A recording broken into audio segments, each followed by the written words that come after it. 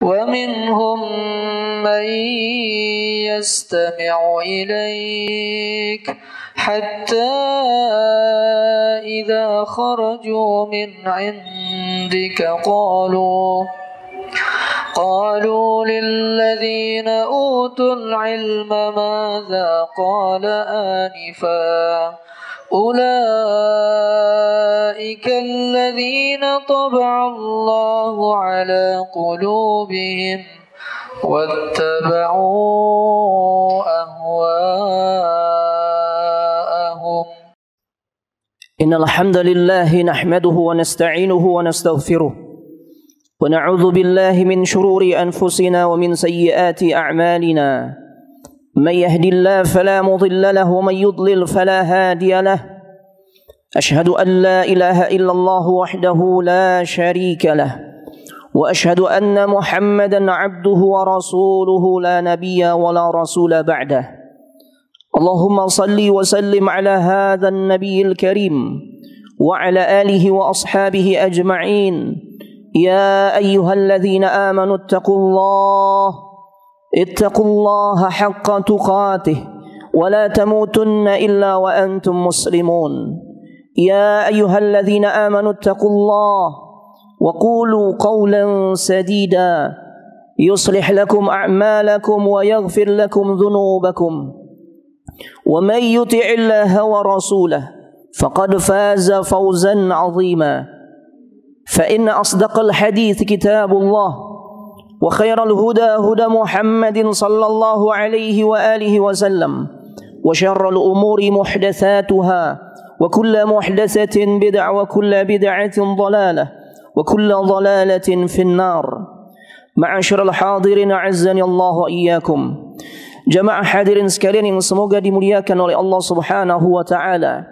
Alhamdulillah, kita sangat bersyukur kepada Allah Subhanahu wa taala pada siang hari ini bertepatan dengan tanggal 22 Rabiul Awal 1443 Hijriah, bertepatan pula dengan tanggal 29 Oktober 2021. Bi'aunillahi wa taufiqihi, dengan pertolongan dan juga taufik dari Allah Subhanahu wa taala, kita dimudahkan untuk bisa hadir di masjid yang kita cintai, yaitu Masjid Jami' Al-Saf, untuk melaksanakan kewajiban kita selaku hamba Allah, yaitu mengerjakan salat Jumat secara berjamaah. Yang mudah-mudahan ibadah salat Jumat kita pada siang hari ini dan juga ibadah-ibadah kita lainnya diterima semua di sisi Allah Subhanahu wa taala.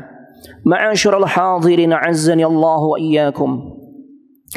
Kita semua tentu memiliki cita-cita ingin masuk ke dalam syurganya Allah Subhanahu wa taala. Siapapun kita, apakah dia orang yang beriman atau tidak beriman kepada Allah sekalipun, dia pengen masuk syurga. Bahkan ma'asyiral hadirin azzani Allah wa iyyakum, Allah pun menjanjikan kita bisa masuk syurga tidak hanya secara individu, bahkan bisa bersama orang-orang yang kita cintai dari kalangan keluarga kita. Kita merasakan betapa nikmatnya saat bisa kumpul bersama keluarga kita. Padahal kadangkala kumpulnya kita yang kita rasakan di dunia yang itu merupakan nikmatun azimah, nikmat yang sangat besar, ada kalanya diselingi dengan selek, berselisih, berantem dan sebagainya. Tapi kita mengakui itu semua adalah nikmat dari Allah. Bisa kumpul bersama keluarga di dunia saja itu adalah nikmat, apalagi di dalam syurganya Allah Subhanahu wa taala. Allah menjanjikan di dalam surah Ar-Ra'd, itu surah yang ke-13, pada ayat yang ke-23, Allah firmankan, Jannatu 'adnin yadkhulunaha wa man salaha min abaihim wa azwajihim wa dhurriyyatihim wal malaikatu yadkhuluna 'alaihim min kulli bab. Dalam ayat ini Allah Subhanahu wa taala menjelaskan surga Aden, surga yang di dalamnya begitu banyak kenikmatan. Orang-orang yang Allah masukkan ke dalamnya, nanti mereka akan bisa masuk bersama-sama keluarganya dari kalangan orang tua mereka dan juga pendamping hidup mereka. Begitu pula anak cucu keturunan mereka, selama syaratnya terpenuhi, yaitu mereka masuk dalam kategori orang-orang yang saleh. Wa man salaha min abaihim wa azwajihim wa dzurriyyatihim.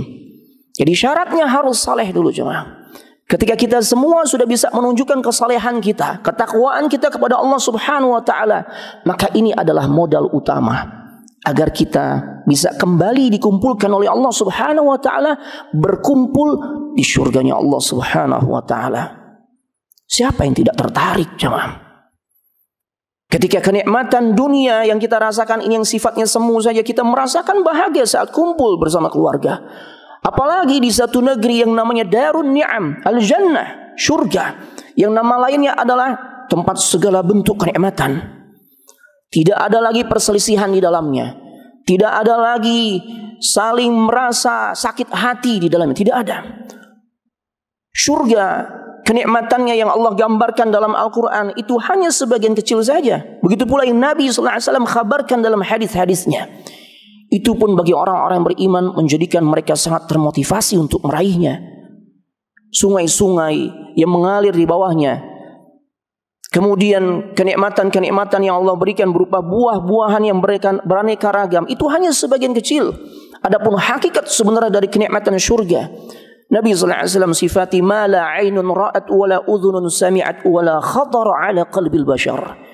Hakikat sesungguhnya kenikmatan surga adalah kenikmatan yang di mana mata tuh nggak pernah atau belum pernah memandangnya, telinga belum pernah mendengarnya, bahkan tidak pernah terlintas dalam hati kita.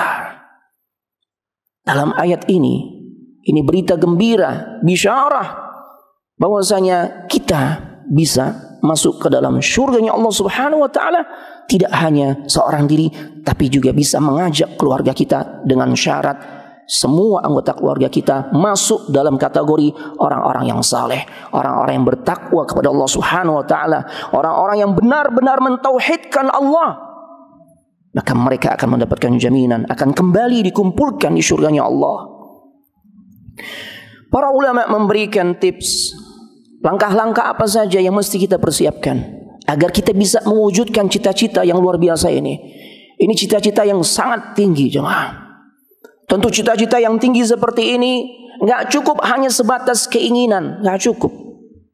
Cita-cita dunia saja segala sesuatu kita kerahkan untuk bisa meraihnya. Apalagi cita-cita di kehidupan akhirat untuk bisa masuk surga bersama keluarga kita. Di antara tips atau langkah-langkah yang harus kita persiapkan dari sekarang, kita berpacu dengan waktu yang semakin mepet jemaah. Kenapa mepet Ustaz? Jatah kita untuk hidup di dunia semakin sedikit.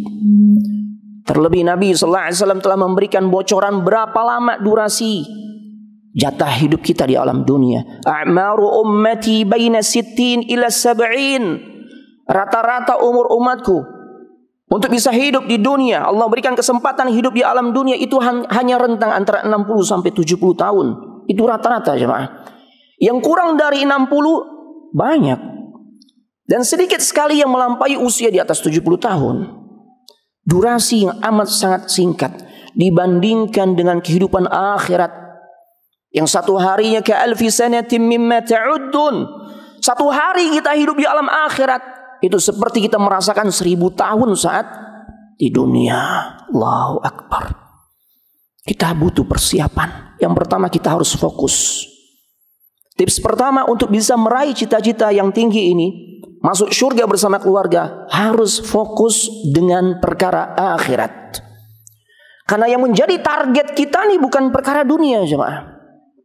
Dunia tadi kami sudah sampaikan, satu hadis saja sudah menggambarkan betapa remehnya dunia. Durasinya singkat, kenikmatannya terbatas dan sebagainya. Sedangkan akhirat, itulah kehidupan kita yang abadi nanti. Yang pilihannya cuma dua jemaah, surga atau neraka. Kita semua berharap masuk surga, bahkan bersama-sama keluarga kita. Yang pertama, fokuslah tentang akhirat. Bahkan Allah juga pesan dalam Al-Quran, وَابْتَغِي فِيمَا آتَاكَ اللَّهُ الدَّارَ الْآخِرَةِ وَلَا تَنْسَ نَصِيبَكَ مِنَ الدُّنْيَا. Dan bersungguh-sungguhlah engkau di dalam meraih kenikmatan yang kau akan dapatkan di kehidupan akhirat, di surganya Allah. Allah perintahkan, وَابْتَغِي, sungguh-sungguh, untuk bisa meraih kebahagiaan di kehidupan akhirat, di surganya Allah. Adapun karena kita memang masih hidup di alam dunia, Maka Allah juga tidak lupa mengingatkan kita, wala tansa nasibaka minad dunya, dan jangan engkau lupakan bagianmu di dunia, karena kita hidup di dunia. Dari ayat ini kita fahami bahwasanya yang Allah perintahkan, yang harus kita setting adalah kita fokus perkara akhirat, perkara dunia ala kadarnya. Atau paling tidak orang-orang sekelas kita, ana dan antum semua, paling tidak seimbang lah. Kalau kita nggak bisa memperbesar porsi akhirat, paling tidak seimbang. Karena kebanyakan kita justru terbalik. Dunia sungguh-sungguh, akhirat ala kadarnya. Kalau ingat aja, jangan begitu jemaah. Kita harus fokus akhirat. Karena yang kita mau tuju, yang kita mau raih ini adalah cita-cita akhirat, bukan dunia jemaah. Kita harus fokus akhirat. Jangan gagal fokus akhirat. Ana berikan contoh-contoh yang simple, yang seringkali kita dihadapkan pada kondisi seperti ini. Kita bisa mengukur untuk diri kita dulu, sejauh mana fokus kita tentang akhirat. Ketika kita dihadapkan di hari Jumat, ini saat spesial bagi kaum muslimin. Harinya menjadi hari terbaik, Sayyidul Ayyam. Bahkan amalan-amalan pahalanya pun dilipat gandakan, Masya Allah. Makanya kita dapati fenomena orang semangat sedekah di hari Jumat, karena berharap pelimpahan pahala yang lebih besar. Diperintahkan untuk banyak salawat, berdoa kepada Allah, dan ibadah-ibadah lainnya. Namun demikian, kita bisa melihat sejauh mana fokus kita tentang perkara akhirat. Kita lihat dari bagaimana semangat kita di dalam melaksanakan sholat Jumat. Gak sedikit kaum muslimin memilih untuk berangkat, dia langkahkan kakinya untuk menuju masjid, melaksanakan sholat Jumat ketika menjelang khatib turun dari mimbarnya. Atau bahkan gak sedikit belum qomat Ustadz, makanya ana masih nunggu dulu. Ini contoh orang yang tidak fokus terhadap perkara akhirat. Dia gagal fokus tentang perkara akhirat. Padahal Allah hanya meminta kepada kita paling beberapa menit saja jemaah, untuk kita sisihkan dari hari yang kita lewati setiap harinya 24 jam sampai mati kita. Allah kasih seperti itu. Mau yang bertakwa, at-taqi, al-asi, mau yang bertakwa, mau yang ahli maksiat, semua dikasih jatah waktu yang sama oleh Allah. 24 jam kita lewati sampai mati kita. Dan yang Allah minta untuk kita tunaikan ibadah-ibadah yang ia wajibkan tidak seberapa jemaah. Salat kita, coba kita analisa.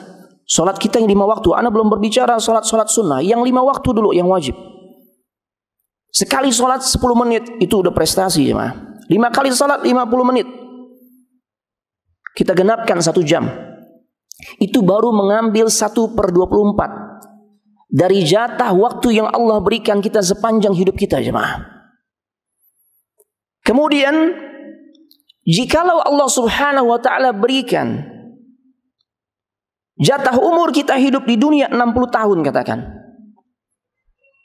Kalau kita mengambil 1/24 waktu yang kita persembahkan untuk Allah, berarti dari usia 60 tahun itu baru hanya sebatas 2,5 tahun saja untuk kita berikan kepada Allah Subhanahu wa ta'ala. Zat yang telah menghidupkan diri kita, zat yang menjamin rezeki kita, zat yang telah menjamin segala kehidupan keluarga kita, orang-orang yang kita cintai, memberikan kita kemampuan sehingga pada akhirnya kita memiliki pekerjaan yang bagus, standar gaji yang tinggi, usaha yang maju dan sebagainya. Semua itu pemberian dari Allah Subhanahu wa ta'ala.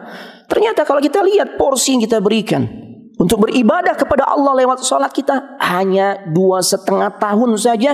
Jikalau Allah kasih kita, jikalau Allah berikan kita waktu hidup di dunia 60 tahun. Tidur kita jemaah, yang orang bilang tidur sehat 8 jam per hari, itu sudah mengambil 1/3 dari 24 jam atau 1/3 dari usia kita. Artinya kalau usia kita 60 tahun, waktu yang kita habiskan hanya untuk tidur, atau untuk tidur saja itu 20 tahun lamanya jemaah. Belum lagi tidur di majelis ilmu, tidur di saat momen sholat Jumat, khatib naik mimbar. Itu momen-momen di mana tidak sedikit kita justru tidur jemaah. Artinya porsi kita nih sangat besar, bukan untuk Allah. Cita-cita kita begitu tinggi, masuk surga, surga Firdaus, bahkan berharap dimasukkan bersama keluarga kita, sebagaimana yang Allah firmankan dalam surah Ar-Ra'd ayat 23. Kalau kita nggak fokus akhirat, maka cita-cita itu hanya sebatas harapan, jemaah. Oleh karena jadikan semua aktivitas kita ini bernilai ibadah. Makanya Syekhul Islam Ibnu Taimiyah, beliau memberikan pengertian tentang makna ibadah adalah ismun jami'un likulli ma yardahu wa yuhibbu min qaulin aw fi'lin, ay kama qala. Segala sesuatu yang bisa mendatangkan cinta dan ridhonya Allah dari perbuatan kita, dari perkataan kita, dari tindak tanduk kita saat hidup di dunia. Jika itu bisa mendatangkan ridhonya Allah, maka itu bernilai ibadah. Kita keluar rumah dalam rangka mencari nafkah, niatkan untuk menghidupi keluarga. Kemudian fa'ajmilu bit-talab atau lit-talab, selalu perbaiki cara kita dalam mencari nafkah, maka insyaallah bernilai ibadah. Semua akan menjadi ibadah. Dan inilah cara agar kita bisa fokus akhirat. Sehingga pada akhirnya mudah-mudahan Allah subhanahu wa ta'ala mudahkan kita untuk bisa dimasukkan ke dalam syurganya Allah bersama-sama keluarga kita. Aqulu qawli hadza wa astaghfirullah li wa lakum wa lisairil muslimina wal muslimat wal mu'minina wal mu'minat fastaghfiruhu innahu huwal ghafurur rahim.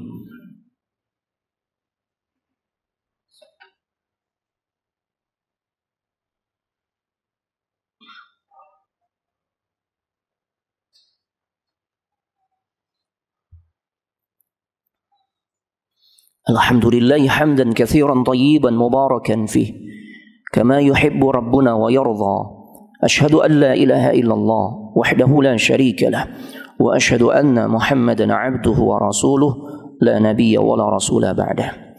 Ma'asyiral hadirin a'azzani Allahu wa iyyakum. Adapun tips yang kedua, kita cari itu amalan-amalan yang bisa menjadi tiket memasukkan kita ke dalam syurganya Allah. Banyak, jemaah. Allah yang memiliki sifat Ar-Rahman, Ar-Rahim, Maha Pengasih dan Penyayang. Allah berikan petunjuk kepada kita di dalam Al-Quran maupun dalam hadis Nabi sallallahu alaihi wasallam bagaimana kita bisa tahu rute menuju surga. Kita bisa memahami map menuju surga itu bagaimana, jemaah. Untuk urusan dunia saja, katakanlah kita berada dari rumah yang jauh dari As-Saff. Dulu saat awal-awal kita mau sholat di As-Saff, kita butuh map yang mengarahkan kita untuk bisa sampai ke masjid ini. Untuk urusan dunia, kita butuh petunjuk jalan. Apalagi untuk perkara mau masuk surga, kita butuh, sangat butuh. Tidak lain petunjuknya adalah ada dalam Al-Quran dan hadis Nabi sallallahu alaihi wasallam. Dan cara untuk bisa meraih petunjuk tersebut adalah kita harus punya schedule yang jelas dalam kehidupan kita. Dan secara disiplin kita laksanakan. Kita luangkan waktu untuk hadir di dalam majlis-majlis ilmu. Karena disitulah kita akan dapat qala Allah wa qala Nabi sallallahu alaihi wasallam wa qala sahabah. Firman-firman Allah disampaikan, sabda Nabi juga disampaikan, perkataan para sahabat dan sebagainya. Kita akan dapat petunjuk yang akan mengarahkan kita untuk bisa masuk surga dan menjauhkan kita dari nerakanya Allah subhanahu wa ta'ala. Bikin schedule yang tetap kepada keluarga kita. Untuk keluarga kita, ajak anak istri kita. Selain kita punya schedule yang tetap untuk rekreasi ke tempat-tempat wisata, maka tempat wisata yang terbaik tidak lain adalah majelis ilmu, jemaah. Yang terakhir, agar kita bisa mewujudkan cita-cita masuk surga bersama keluarga kita, jangan lupa berdoa. Karena kita ini makhluk yang lemah. Tanpa pertolongan, bantuan, bimbingan dari Allah subhanahu wa ta'ala akan menjadi tidak berarti. Sekalipun kita ini sudah biasa hadir dari satu kajian ke kajian lainnya, bab-bab ilmu kita sudah kuasai, bab tauhid, bab fikih, bab ibadah, bab akhlak dan sebagainya, kita ketahui. Tapi menjadi tidak berarti jika tanpa pertolongan dari Allah subhanahu wa ta'ala. Bukankah Allah juga memberikan pelajaran ketika kita mengetahui seorang Nabi Nuh alaihissalam, seorang nabi, hamba pilihan Allah sekaligus rasul. Tapi ternyata beliau tidak bisa menjamin anaknya pun seiring sejalan dengan dirinya untuk benar-benar mentauhidkan Allah. Karena hidayah itu mahal, dan hidayah adalah haknya Allah untuk ia berikan kepada siapa saja yang ia kehendaki. Maka mohonlah terus kepada Allah agar senantiasa Allah memberikan kepada diri kita dan orang-orang yang kita cintai hidayah untuk benar-benar komitmen meraih surganya Allah dengan menunjukkan ketaatan dan ketakwaan kita. Mudah-mudahan cita-cita ini Allah wujudkan. Allahumma salli ala Muhammad wa ala ali Muhammad kama sallaita ala Ibrahim wa ala ali Ibrahim innaka Hamidum Majid. اللهم بارك على محمد وعلى آل محمد كما باركت على إبراهيم وعلى آل إبراهيم إنك حميد مجيد. اللهم اغفر للمسلمين والمسلمات والمؤمنين والمؤمنات الأحياء منهم والأموات إنك سميع قريب مجيب الدعوات يا قاضي الحاجات. اللهم إنا نسألك الجنة، اللهم إنا نسألك الجنة، اللهم إنا نسألك الجنة ونعوذ بك من النار، ونعوذ بك من النار، ونعوذ بك من النار. ربنا هب لنا من أزواجنا وذريتنا قرة أعين واجعلنا للمتقين إماما. ربنا آتنا في الدنيا حسنة وفي الآخرة حسنة وقنا عذاب النار. عباد الله، إن الله يأمركم بالعدل والإحسان وإيتاء ذي القربى وينهى عن الفحشاء والمنكر والبغي يعظكم لعلكم تذكرون. ولذكر الله أكبر والله يعلم ما تصنعون. والذين اهتدوا زادهم هدى وآتاهم تقواهم